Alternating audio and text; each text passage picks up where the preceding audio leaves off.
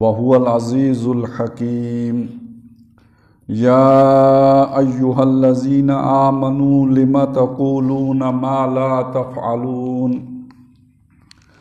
كبر مقتا عند الله أن تقولوا ما لا تفعلون إن الله يحب الذين يقاتلون في سبيله صفا كأنهم بنيان مرصوص. وَإِذْ قَالَ مُوسَىٰ لِقَوْمِهِ يَا قَوْمِ لِمَ تُؤْذُونَنِي وَقَدْ تَعْلَمُونَ أَنِّي رَسُولُ اللَّهِ إِلَيْكُمْ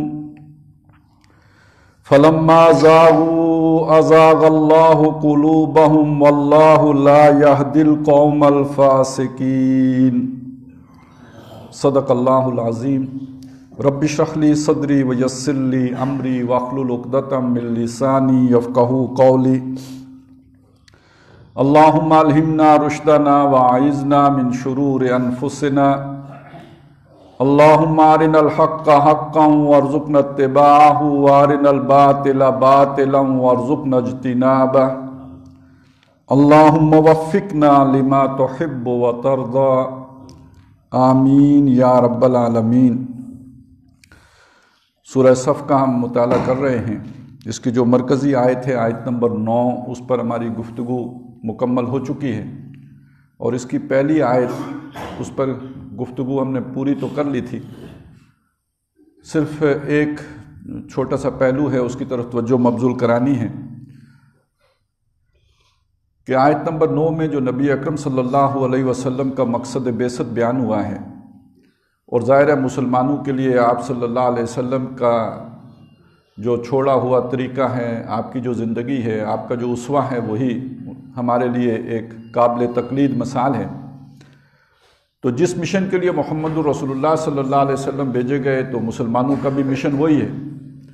اس تناظر میں اس پہلی آیت کا مطلب یہ ہے کہ جہاں تک تسبیح کا تعلق ہے، حمد باری تعالیٰ کا تعلق ہے، عبادات کا معاملہ ہے، پوجا یا پرستش کے طریقوں کا معاملہ ہے، تو یہ تو کائنات کا پتا پتا، بوٹا بوٹا، ذرہ ذرہ اس کام میں تو لگا ہوا ہے. انسان اشرف المخلوقات ہے، اس کا نسب العین اس سے بلندتر ہونا چاہیے، اور وہ ہونا چاہیے جو محمد رسول اللہ صلی اللہ علیہ وسلم نے ہمارے سامنے اجاگر کر دیا، نمایاں کر دیا اپنی 23 سال کی زندگی کے ذریعے سے. اس میں نے 2 مقامات سے علامہ اقبال کے اشعار آپ کے سامنے رکھے تھے، جس میں ایک میں تو وہ تقابل کرتے ہیں کہ ملا کی اذاں اور ہے، مجاہد کی اذاں اور ایک میں وہ بتاتے ہیں کہ یہ مذہب ملا و جمادات و نباتات.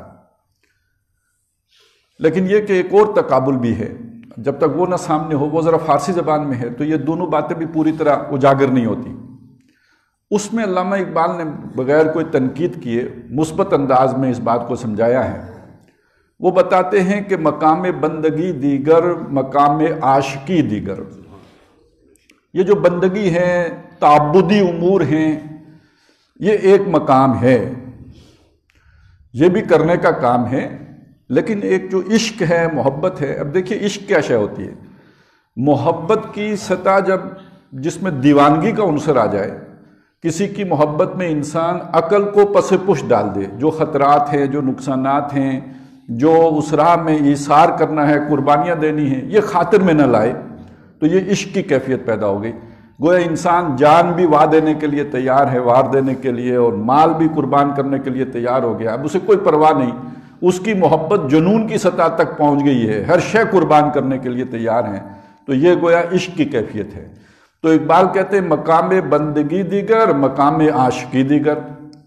ز نوری سجدہ می کھائی، ز خاکی بے شزاں کھائی. اگر یہ جو نوری ہے، اس سے مجھے سجدہ چاہیے. کون کہتا ہے؟ اللہ تعالیٰ کہتے ہیں کہ اگر اس نوری سے یعنی فرشتوں سے مجھے سجدہ چاہیے، تو یہ جو خاکی میں نے بنائے، یہ تو اشرف المخلوقات ہے نا، ان کو میں نے فرشتوں سے سجدہ کروایا ان کو، تو ان سے سجدہ ہی تو نہیں چاہیے، کچھ اور بھی چاہیے. بیش از آن، یعنی سجدے سے بھی زیادہ کچھ چاہیے ان سے، جو فرشتوں سے نہیں چاہیے وہ ان سے چاہیے. فرشتوں سے تو صرف سجدہ. اچھا یہ معلوم ہے کہ کتنے فرشتے ہیں اللہ کی تسبیح میں لگے ہیں، تحمید میں لگے ہیں، اور ایک ہی حالت میں یوم پیدائش سے لے کر قیامت تک لگے ہی رہیں گے. جو رکوع میں ہے رکوع میں ہے، جو قیام میں ہے قیام میں ہے، جو سجدے میں ہے سجدے میں ہے، اسی حالت میں اللہ کی حمد و ثنا میں لگے ہوئے ہیں۔ یہی بات انہوں نے کہی بھی تھی کہ جب اللہ تعالیٰ نے کہا وَإِذْ قَالَ رَبُّكَ لِلْمَلَائِكَةِ إِنِّي جَاعِلٌ فِي الْأَرْضِ خلیفہ، کہ میں زمین میں خلیفہ بنانے والا ہوں۔ تو فرشتوں نے جو بات کہی وہ یہ تھی کہ قَالُوا أَتَجْعَلُ فِيهَا مَن يُفْسِدُ فِيهَا وَيَسْفِكُ الدِّمَاءَ، آپ اس کو بنانے لگے ہو خلیفہ کہ جو اس میں فساد مچائے گا اور خون خرابہ کرے گا۔ وَنَحْنُ نُسَبِّحُ بِحَمْدِكَ وَنُقَدِّسُ لَكَ، حالانکہ ہم آپ کی تسبیح بھی کرتے ہیں اور آپ کی حمد کے ساتھ تب اس کے ترانے بھی الاپتے ہیں ثنا کے، تو یعنی ہم زیادہ حقدار ہیں جو حمد و ثنا میں لگے ہوئے ہیں، یہ تو خون خرابہ کرے گا، یہ تو وہاں بڑی غلط حرکتیں کرے گا۔ تو وہ گویا تعبدی امور میں انسان ان کا مقابلہ نہیں کر سکتا، وہ بہت آگے ہیں۔ تو یہ سجدے کا کام ہے، یہ اگر فرشتوں سے چاہیے، زے خاکی بیش ازاں خائی، اس خاکی سے اس سے زیادہ چاہیے۔ چنا خدرا نگہ داری با این بے نیازی ہے، دیکھیں اللہ تعالیٰ ایسی بے نیاز ذات ہیں، اسے وہ اپنا تعارف نہیں کرانا چاہتا ہے، اسے کوئی پرواہ نہیں ہے کوئی اسے جانتا ہے کہ نہیں جانتا ہے، اس لیے وہ پوشیدہ ہے۔ خود را نگہ داری، اس نے اپنے آپ کو پنہا کر دیا، پوشیدہ کر دیا، لوگوں کی نگاہوں سے اوجھل کر دیا، لوگ اسے دیکھ نہیں سکتے، اس لیے کہ وہ بہت بے نیاز ہے، اس نے اپنا ظاہر کرنے اپنے آپ کو ضروری نہیں سمجھا۔ شہادت بر وجود خود ز خون دوستاں کھائی، وہ ہے، لوگوں کو کیسے پتہ چلے گا؟ اسے اپنے وجود کی شہادت گواہی اپنے دوستوں کے خون سے درکار ہے۔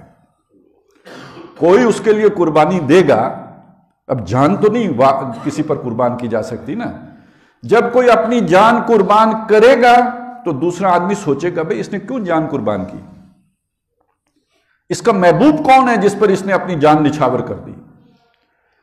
جیسے بہت سے پروانوں کا ڈھیر لگاؤ تو آپ بے شک نیچے دیکھ کے چل رہے ہوں، آپ کو اندازہ ہو جائے گا کہ اوپر کوئی لائٹ ہے جس پر اتنے پروانے مرے، اس کے بغیر تو اتنے پروانے نیچے نہیں جمع ہو سکتے تھے۔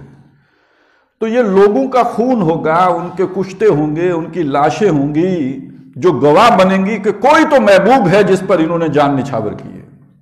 تو شہادت بر وجود خود سے خون دوستاں کھائی، مجھے اپنے وجود کی گواہی اپنے ان دوستوں کے خون سے درکار ہے۔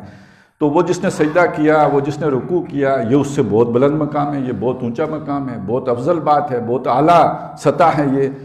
تو یہ ہے در حقیقت جو پہلی آیت کا ربط بن جاتا ہے کہ هو الذی ارسل رسولہ بالہدی ودین الحق، اسے خامخواہ تو جان نہیں چاہیے، جان اسے ایک مقصد کے لیے چاہیے، اس کا بول بالا ہو جائے، اس کا کلمہ سر بلند ہو جائے، اس کا دین نافذ ہو جائے، اور جو اس کے دین کے رستے کی رکاوٹ بنے اس کے لیے پھر پنجہ آزمائی ہو، جانیں بھی نچھاور کی جائیں۔ یقاتلون فی سبیل اللہ فیقتلون ویقتلون، اللہ کی راہ میں لڑتے ہیں، قتل کرتے بھی ہیں، قتل ہوتے بھی ہیں۔ تو یہ پھر ماٹو ہو ان کی زندگی کا نصب العین، اللہ کی رضا حاصل کرنے کے لیے اپنی جانیں اللہ کے مشن پر نچھاور کر رہے ہوں، تو گویا بندہ مومن سے یہ درکار ہے۔ اب دیکھیے اس کو سامنے رکھیں تو اگلی آیت بہت آسانی سے سمجھ میں آئے گی۔ فرمایا یا ایھا الذین آمنوا لم تقولون ما لا تفعلون، اے وہ لوگوں جو ایمان لائے ہو کیوں کہتے ہو وہ بات جو تم کرتے نہیں۔ اچھا یہ جو بات ہے نا، یہ ایک اصول ہے کہ انسان کے قول و فعل کا تضاد یہ انسانی فطرت پسند نہیں کرتی۔ یہ مسلمان ہونا کافر ہونا کوئی مسئلہ نہیں ہے، کافروں کو بھی اچھا نہیں لگتا کہ آپ جو کچھ منہ سے کہیں وہ کریں نا، تو یہ تو ایک کامن بات ہے، یہ گویا ایک عالمی حقیقت ہے کہ قول و فعل کے تضاد کو غلط سمجھا جاتا ہے، یہ بڑی برائی سمجھی جاتی ہے۔ یہ گویا منقسم شخصیت کی پہچان ہے کہ ایک آدمی جو کہہ رہا ہو وہ کر نہ رہا ہو۔ یہ کسی صحت مند آدمی کا معاملہ تو نہیں ہے، یہ تو ایک جیسے ڈیول پرسنالٹی ہوتی ہے، دوہری شخصیت کا مالک، یہ اس آدمی کا کام ہے جو کہہ رہا ہے اس پر عمل نہیں کر رہا۔ اور یہ ہر دور میں برا سمجھا گیا ہے اور آج بھی برا سمجھا جاتا ہے، آج بھی یہ کوئی اچھا کام تو نہیں سمجھا جاتا کہ جو آپ کہہ رہے ہوں اس کے مطابق آپ کا عمل نہ ہو۔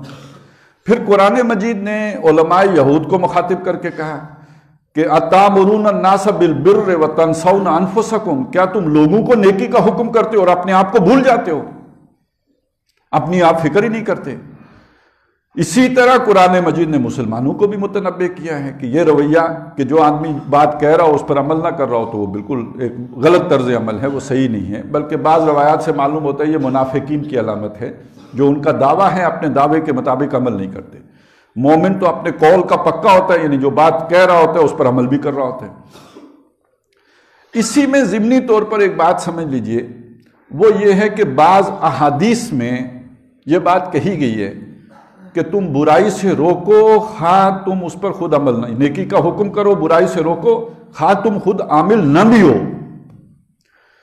اب اس کا مطلب یہ ہے کہ ایک معقول آدمی اگر وہ کسی غلط کام میں پڑا ہو، کسی دوسرے کو وہ کام کرتے ہوئے دیکھے گا تو اسے روکے گا تو بعد میں خود بھی رک جائے گا۔ اور اس میں بہرحال ایک پہلو یہ بھی ہے کہ ایک آدمی فرض کریں ایک شرابی آدمی ہے، اس نے شراب کے نقصانات بھگت لیے لیکن چھٹتی نہیں ہے، اس کے اندر اتنی قوت ارادی نہیں ہے کہ وہ شراب کو چھوڑ سکے۔ اب اس نے اپنی زندگی کا تجربہ تو اس کے ساتھ ہے کہ شراب کے اتنے نقصانات ہوتے ہیں، یہ ہوتا ہے، اس طرح نشے میں یہ غلط حرکتیں ہو جاتی ہیں۔ کسی اور کو دیکھتا ہے کہ وہ ملوث ہونے لگا ہے، وہ نیا جو ہے وہ میکدے کے رخ پہ چل پڑا ہے، تو بہرحال یہ معقولیت کا تقاضا ہے کہ وہ اگر خود اپنے آپ کو نہیں روک سکتا تو کم از کم اسے ان نقصانات سے آگاہ کر دے۔ تو ایک درجے میں اس کی گنجائش ہے کہ ایک برائی جس پر آدمی اسے چھوڑنے پہ قادر نہ ہو لیکن دوسرے کو اس سے پھر بھی روک سکتا ہے۔ یہ مطلب بالکل لینا غلط ہے کہ جب تک تم برائی چھوڑ نہ دو دوسرے کو منع نہ کرو، یہ تو بالکل ایک دوسری انتہا کی بات ہو جائے گی۔ لیکن بہرحال جب آپ دوسرے کو منع کر رہے ہو تو خود سے شرم تو آئے گی کہ میں جس کام سے اسے منع کر رہا ہوں اس کام میں میں خود ملوث ہوں۔ تو گویا اس میں بھی انڈائریکٹلی نصیحت یہ ہے کہ روکو تو صحیح، اس سے ہو سکتا ہے کہ غیرت کھا کے شرم کھا کے پھر خود بھی رکنے کی طاقت اندر پیدا ہو جائے، اس درجے میں گنجائش بھی ہے۔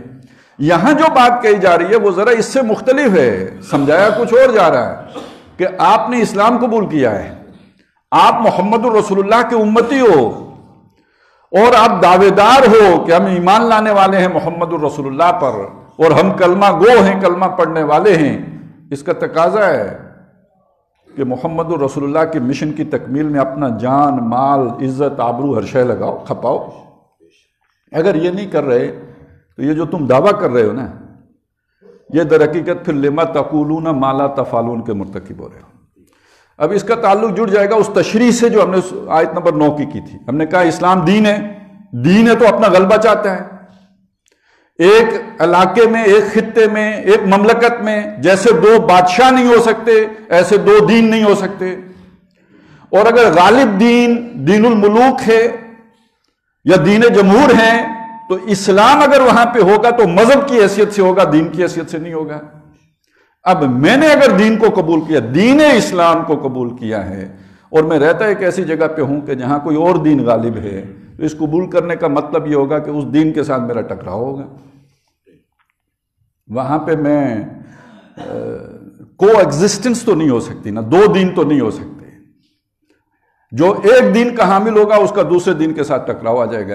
یہ تو بالکل ایک ایسی بات ہے نا کہ ایک کمیونسٹ ہے، وہ کسی جمہوری ملک میں رہ رہا ہے تو وہاں اس وہ نظام کو قبول کر کے تو نہیں رہے گا، اس نظام کے خلاف جدوجہد کر کے رہے گا، اس نظام کے مقابل کھڑا ہو کے رہے گا۔ تو اب اگر وہاں اس نظام میں کوئی پھیلنا شروع ہو جائے، پھولنا شروع ہو جائے، اس میں اپنی جگہ اور گنجائش پیدا کرنا شروع کر دے، نعرہ وہ لگا رہا ہو اسلام کا اور جی رہا ہو ایک ایسے نظام کے اندر، بلکہ سپورٹ کر رہا ہو ایک ایسے نظام کو جو اسلام کے برعکس ہو، تو یہ ہے در حقیقت لما تقولون ما لا تفعلون۔ پھر اسلام کا نام کیوں لیتے ہو؟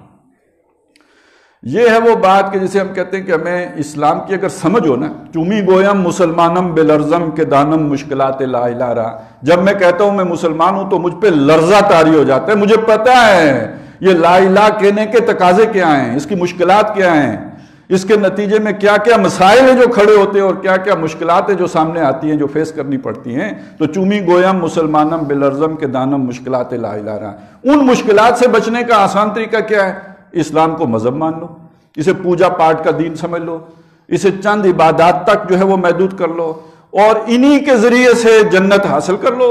آپ نے اتنی نمازیں پڑھ لی تو جنت ہو گئی، اتنے سجدے کر لیے تو جنت آپ کی پکی ٹھکی ہو گئی، ایک آپ نے جو ہے وہ جائز ناجائز جیسے کر کے کمائی کر کے کوئی اللہ کے لیے گھر بنا دیا تو آپ کا جنت میں گھر بن گیا۔ اب یہ سارے شارٹ کٹ ہیں جس کے بعد پھر اس پر چلنے کی ضرورت نہیں رہتی جو دین کے اصل تقاضے ہیں، اور پھر اسی کا نتیجہ یہ نکلے گا کہ عمل سے ہوا فارغ والی کیفیت پیدا ہو جائے گی۔ اب وہاں اس آدمی کے اندر کہاں سے جذبہ آئے گا، کہاں سے تحریک آئے گی، کہاں سے حرکت پیدا ہوگی، کہاں سے وہ اس کے اندر تحرک جنم لے گا، جس کی سوچ ہی ہو کہ کوئی نہ کوئی بچا لے گا، یہ چند اعمال ہیں جو بچا لیں گے، میرے تہجد مجھے پار کروا دیں گے. تو یہ در حقیقت لما تقولون ما لا تفعلون ان لوگوں سے مخاطبہ ہے کہ جو دین اسلام کو سمجھتے ہیں کہ یہ اللہ کا دین ہے، محمد رسول اللہ کا دین ہے، لیکن اس کے عملی نفاذ کی جد و جہد نہیں کرتے. تو کہتے کیوں وہ بات جو کرتے نہیں ہو. یعنی اسلام کو ماننے کا مطلب پھر یہ کہ یہ سارے اوکھے رستے ہیں، ان پہ چلو، یہ مشکلات ہیں ان کو جھیلو، یہ مصائب ہیں یہ آئیں گے، انہیں برداشت کرو، صبر کرو. وَلَنَبْلُوَنَّكُمْ بِشَيْءٍ مِّنَ الْخَوْفِ وَالْجُوعِ وَنَقْصٍ مِّنَ الْأَمْوَالِ وَالْأَنفُسِ وَالثَّمَرَاتِ، ان سارے ان منازل سے گزرو تو تب تم اسلام پر ہو. اب اس میں بڑا ایک پیارا منظر ہے، اگر آپ اپنی نگاہوں میں تصور میں اس منظر کو اپنے اوپر سامنے لا سکیں. حضرت ابراہیم علیہ السلام اللہ کے نبی ہیں، جلیل القدر نبی ہیں، خلیل اللہ ہیں. ان کے سامنے اللہ کی طرف سے ایک تقاضا آتا ہے کہ بیٹے کو ذبح کرو. اپنا وہ تقاضا بیٹے کے سامنے رکھ دیتے ہیں کہ اللہ کی طرف سے میں نے یہ خواب دیکھا ہے، تیرا کیا مشورہ ہے؟ بیٹا کہتا ہے کہ ابا جی جو آپ کو حکم دیا گیا ہے وہ کیجئے، افعل ما تؤمر، آپ کیجئے جو آپ کو حکم دیا گیا. باپ کرنے کے لیے تیار ہو گیا جو اللہ کا حکم ہے، یعنی بیٹے کو ذبح کرنے کے لیے تیار ہو گیا. بیٹے نے گردن ڈال دی، ٹھیک ہے ابا جی آپ چھری چلا دیجئے، مجھے منظور ہے، میرا رب یہ چاہتا ہے تو میں اس کے آگے سرنڈر کرتا ہوں، اللہ کی بات کو قبول کرتا ہوں. اس کے بعد الفاظ کیا ہیں؟ فلما اسلما، جب جو دونوں اسلام لے آئے. تو اسلام تو یہ ہے، یہ محض کوئی قول و قرار ہی نہیں ہے، اپنی پوری زندگی کو اللہ کی مرضی کے تابع کر دینا، یہ اسلام ہے. ادخلوا فی السلم کافہ، اسلام میں پورے کے پورے داخل ہو جاؤ. اپنی پسند سے کچھ اسلام قبول کرنا، کچھ کو چھوڑ دینا، یہ اسلام نہیں ہے. سارے کے سارے میں آ جاؤ، اور سارے کے سارے میں گردن کٹنے اور کٹانے کا معاملہ بھی آ سکتا ہے، اس کے لیے بھی تیار ہو جاؤ. یہ اسلام ہے. فلما اسلما وتلہ للجبین، اور باپ نے بیٹے کو ماتھے کے بل لٹا دیا، وہ چھری چلانے کے لیے تیار ہو گیا. تو اسلام ہم نے کیا سمجھا اور اسلام اصل میں کیا ہے؟ تو وہ در حقیقت اللہ کے تمام احکام کو ماننا اور اللہ کے لیے اپنا سب کچھ قربان کرنے کا ارادہ کر لینا، ٹھان لینا، یہ اسلام ہے. تو اگر یہ نہیں ہے تو پھر لما تقولون ما لا تفعلون، یا ایھا الذین آمنوا لما تقولون ما لا تفعلون.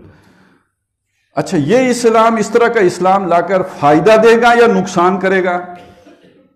اگلی آیت یہ وضاحت کر رہی ہے کہ کبر مقتا عند اللہ ان تقولوا ما لا تفعلون. دو آدمیوں کے سامنے دعوت آ گئی، یہ اسلام ہے. ایک نے کہا میں نہیں مانتا، دوسرے نے کہا میں مانتا ہوں. عمل دونوں کا ایک جیسا ہے، ایک نے مان لیا، دوسرے نے انکار کر دیا، لیکن کردار دونوں کا ایک ہے، رویہ دونوں کا ایک ہے، طرز عمل دونوں کا ایک ہے، زندگی کے بارے میں نقطہ نظر دونوں کا ایک ہے. ان دو میں سے اللہ کو زیادہ برا کون سا لگے گا؟ جس نے انکار کر دیا یا جس نے مان کر وہ رستہ اختیار نہیں کیا؟ فرمایا جو منہ سے کہہ لے عمل سے نہ کرے، اس پر اللہ تعالیٰ زیادہ بیزار ہوتا ہے، اللہ کا زیادہ غضب بھڑکتا ہے، اللہ زیادہ ناراض ہوتا ہے. اچھا، یہ بات سمجھ میں بھی آتی ہے. یعنی آپ کے ساتھ کوئی آدمی ایسا کرے، کوئی ڈیل کر رہا ہو، وہ کہتے نہیں کر، آپ نے ناراض نہیں ہو، اس کا حق ہے ڈیل کرے نہ کرے، لیکن آپ کے ساتھ عہد کر لے، مان لے آپ کی بات اور اس پر عمل نہ کرے، آپ کو بھی زیادہ غصہ آئے گا یا نہیں آئے گا؟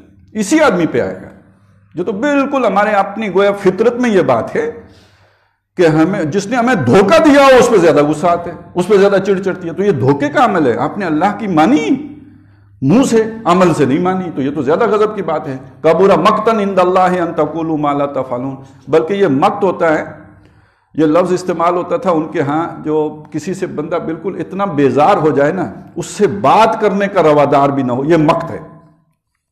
اور یہ وہاں استعمال ہوتا تھا، ایک ان کے ہاں بری ایک نکاح ہوتا تھا کہ ظاہر ہے وہ بہت شادیاں کرتے تھے، 20 جو سردار لوگ تھے کئی شادیاں ہوتی تھی، بلکہ وہ اسٹیٹس سمبل ہوتا تھا کہ اس کی شادیاں کتنی ہیں.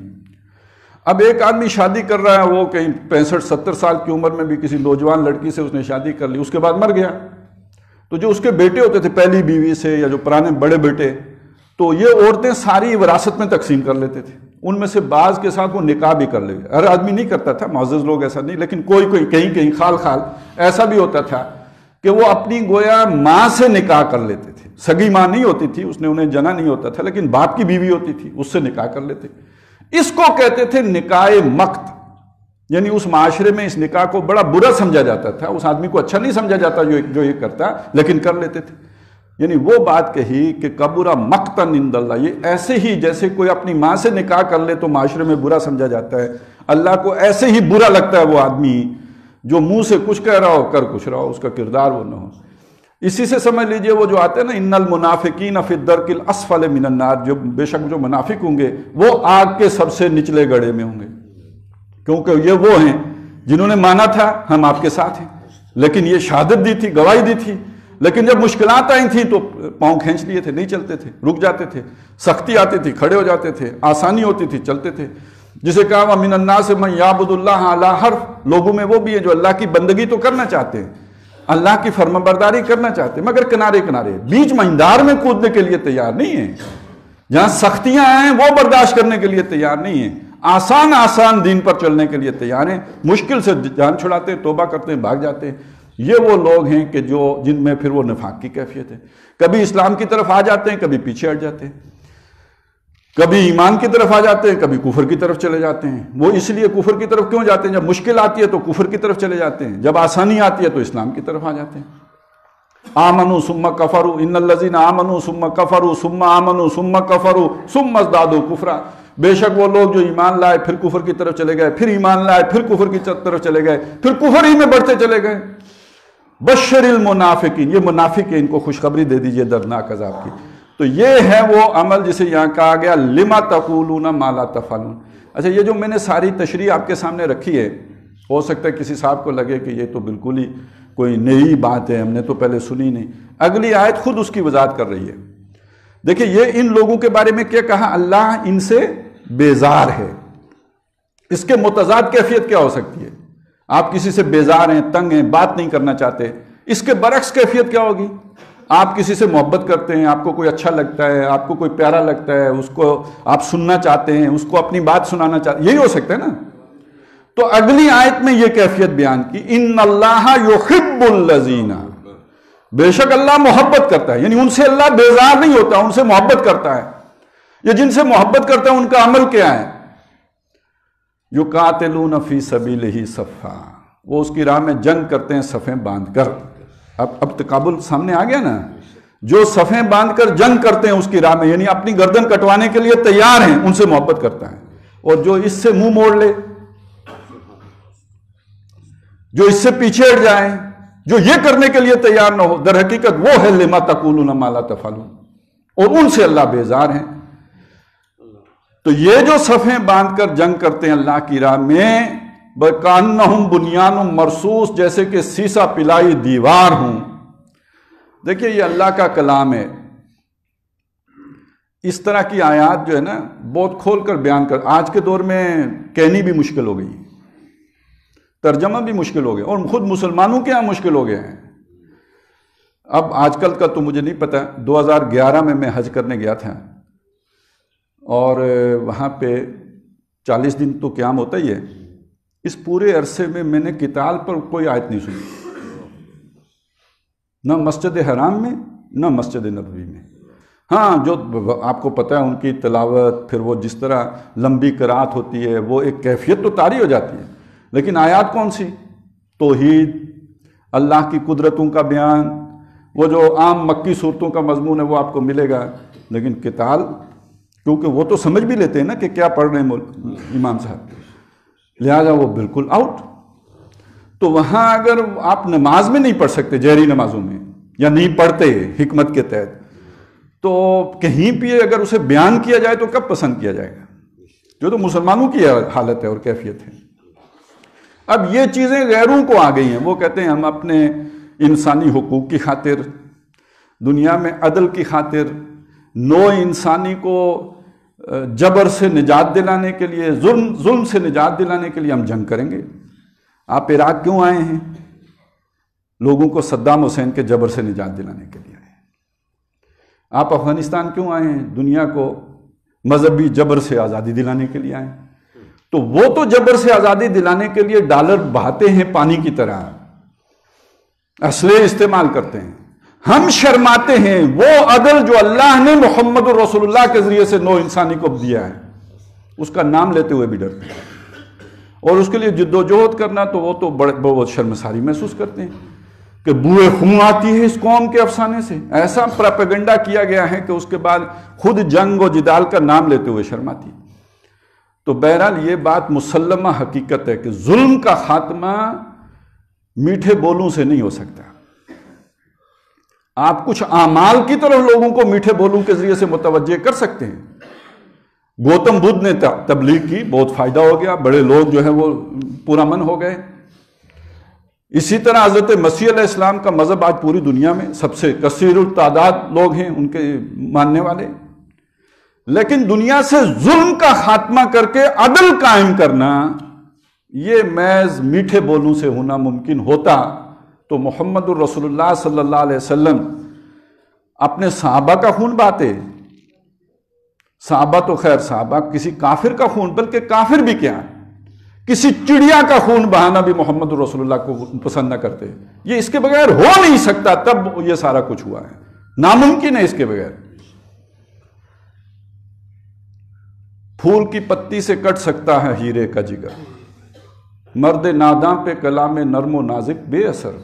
جن کے مفادات ہوتے ہیں غلط نظام کے اندر، ظالمانہ نظام کے اندر، جن کے اسپیشل رائٹس ہوتے ہیں، اسپیشل پروٹوکولز ہوتے ہیں، وہ کب مانتے ہیں آپ کی میٹھی میٹھی باتوں سے؟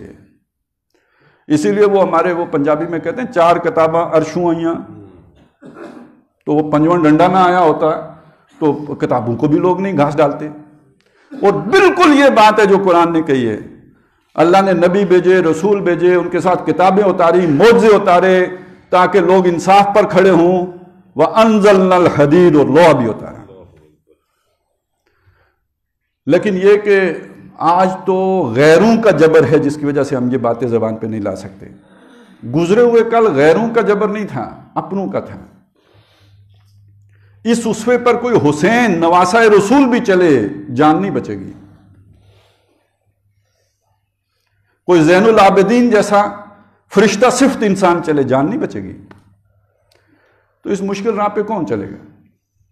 یہ جو ملکن آغزن تھا، کاٹ کھانے والی بادشاہی مسلمانوں کی، امریکہ کی نہیں، برطانیہ کی نہیں، روس کی نہیں، عیسائیوں کی، یہودیوں کی اور ہندوؤں کی نہیں، اپنے مسلمان بھی اس راستے پر لوگوں کو چلنے پر ان کو نشان عبرت بناتے رہے نا۔ خانہ کعبہ کے باہر جو ہے وہ لاشیں لٹکاتے رہے، ایسے لوگوں کی۔ حضرت زبیر کی اگر عبداللہ ابن زبیر کی لٹکائی ہے تو کون تھے وہ؟ تو یہ ذہن میں رکھیے، یہ رستہ ہمیشہ کانٹوں کی سیج ثابت ہوا ہے جس نے بھی ادھر قدم رکھا ہے۔ لیکن اللہ کا محبوب کب بنے گا؟ تسبیحوں کی ورد سے، گٹھ پکڑ کر اللہ کی ضرب سے نہیں۔ اللہ نے تو قرآن مجید میں کہا کہ اس محمد الرسول اللہ کے اس رستے پہ چلو گے تو میرے محبوب بنے گے۔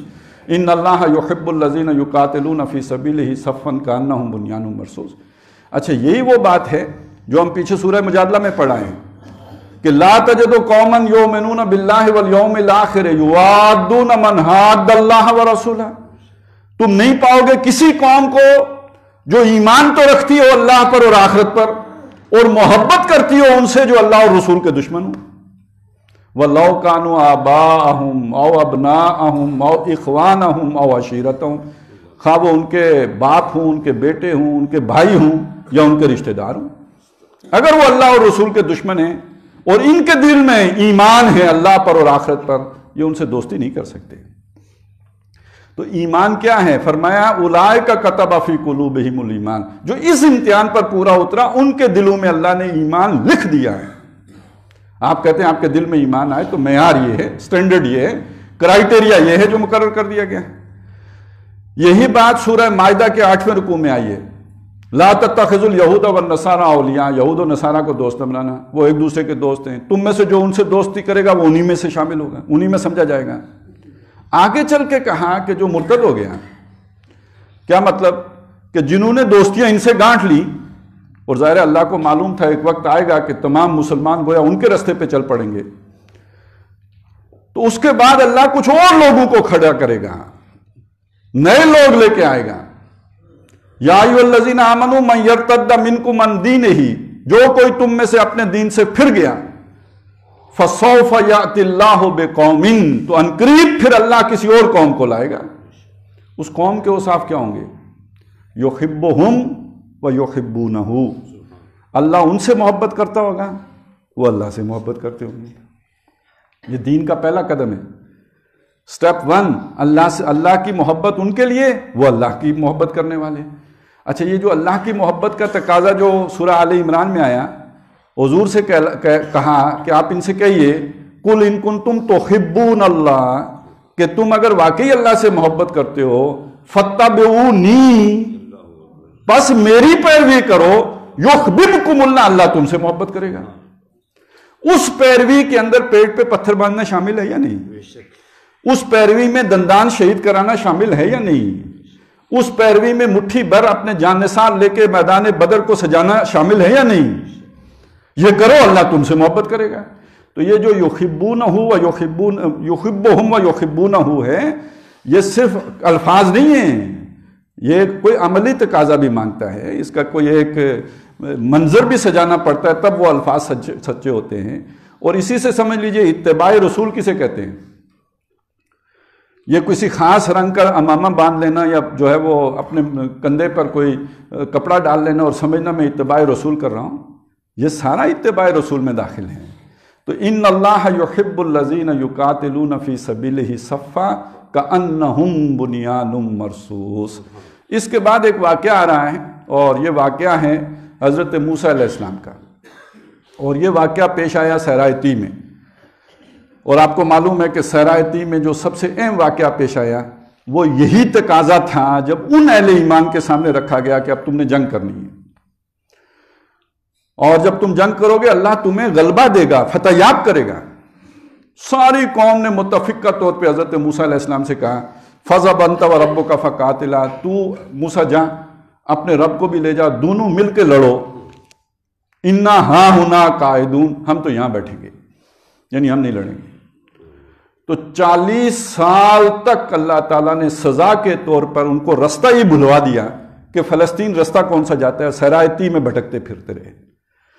اس میں بھی اشارہ ہو گیا کہ جب کوئی قوم اللہ کی دیے ہوئے رستے سے دائیں بائیں ہونے کی کوئی کنی کتراتی ہے، اعراض کرتی ہے، پہلو تہی کرتی ہے، اللہ تعالیٰ اسے بھٹکنے کے لیے چھوڑ دیتا ہے، منزل مراد تک نہیں پہنچاتا۔ بہرحال یہ انشاءاللہ تعالیٰ ہم اگلے جمعے اس پر گفتگو کریں گے۔ اقول قولی ھذا واستغفر اللہ لی ولکم ولسائر المسلمین والمسلمات۔